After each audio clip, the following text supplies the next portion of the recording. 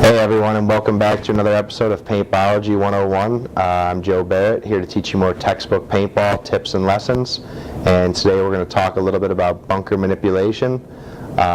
This is a nice little tip you can use basically to safely check a spot on the field and not expose your body. And there's a lot of different ways you can use this, a lot of different situations, but I'm going to walk you through a very basic one, and you can apply it in pretty much any other situation. So in this situation we have three different diagrams, basically all showing the same situation where a player is playing behind a can. In a can, you're in a tall bunker where you can't really check over the top, and you can check high and low, but they know you're going to come out one side or the other. You're limited to two edges, so not a very dimensional bunker. In this particular situation, you want to use bunker manipulation to check somewhere, or check where an opponent is down the wire. A good time to use this is when you can't check out the other side of your can. Let's say somebody is on you cross forward, this red dotted line represents a lane coming through, and a player is already dominant down the wire.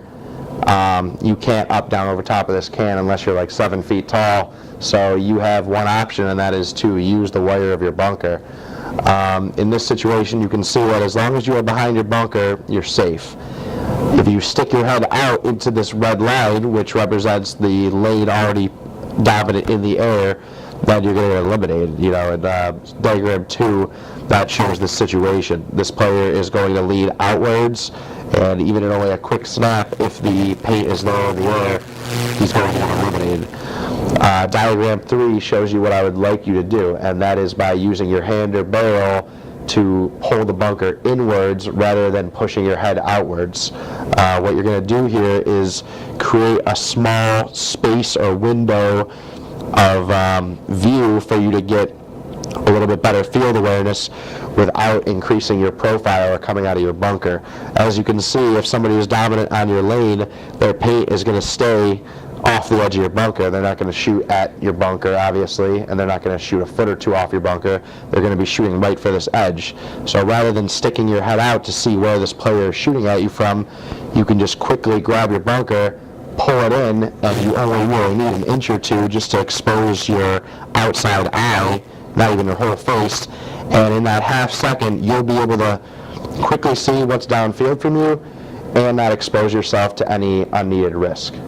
It surprises me that more players, even in the PSP divisional level, don't use this simple trick, simply because it's a completely legal move. You're not allowed to unstake or move your bunker forward, but you are allowed to push in it and manipulate it to change your angle up.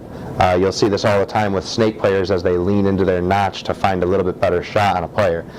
With this same thing, you can push your bunker in a little bit to not expose yourself, but give yourself a little bit more field awareness and vision. This is a great move to add to your arsenal of techniques for a number of reasons. On top of it being useful in a number of situations, pretty much anywhere on the field, it's also probably the only way you can get a good look down the wire in a bunker like a stand-up tower or a stand-up can. Without a bunker that's short enough to look over the top, and in a situation where you can't look inside, you may be limited to this or not knowing where they are and how to use. Now let's take a trip down to our local paintball field and apply this to our game.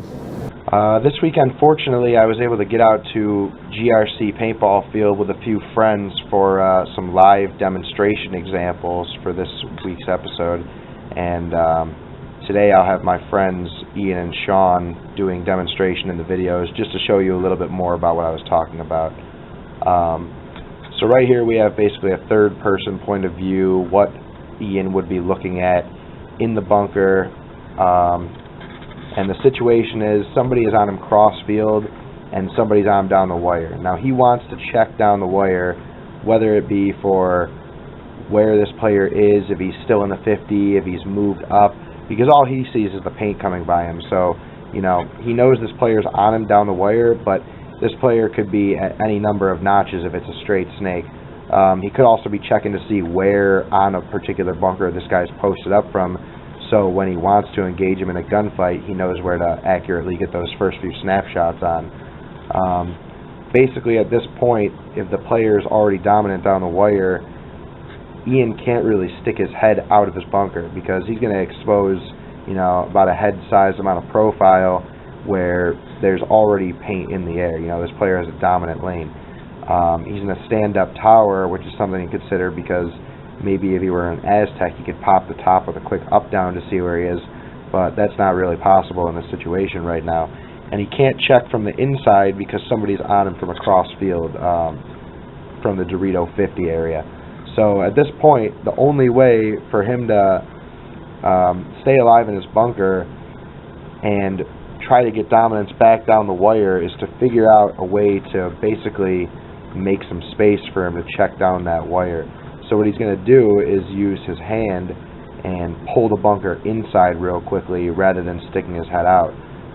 What this is going to do is give him that tiny few inches of space where, you know, one of his eyes will be able to see down the wire and see where that opponent is, but the paint is pretty much going to stay outside because, you know, a player is not going to shoot for your bunker or a foot or two off your bunker. He's going to shoot right for the edge of your bunker. So this is basically going to keep your, you know, keep you safe with minimal profile, but allow you to get that field vision as well. Let's check it out.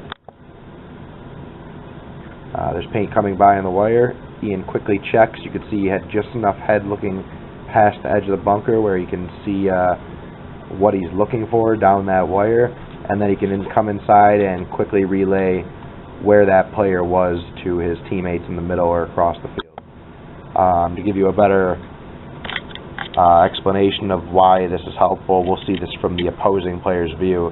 This camera is set up directly underneath our player in the 50 snake shooting down that wire at Ian in the corner, and you can see if he's expecting Ian to come out shooting at him, he expects him to pop out somewhere along this edge on the wire. What he's probably not anticipating for is for the bunker to come in a couple inches and give Ian a place to, you know, look at him without exposing more profile.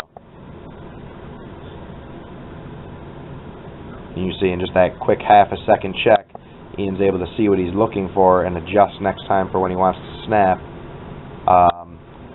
But it's such a quick move that by the time he's done it and the snake player readjusts for it, now he's shooting at the bunker again. Let's see just how small he is. You can see the bunker pull in about a head's size amount. Ian gets to check real quick, and just like that, the bunker pops back out, and he's safe.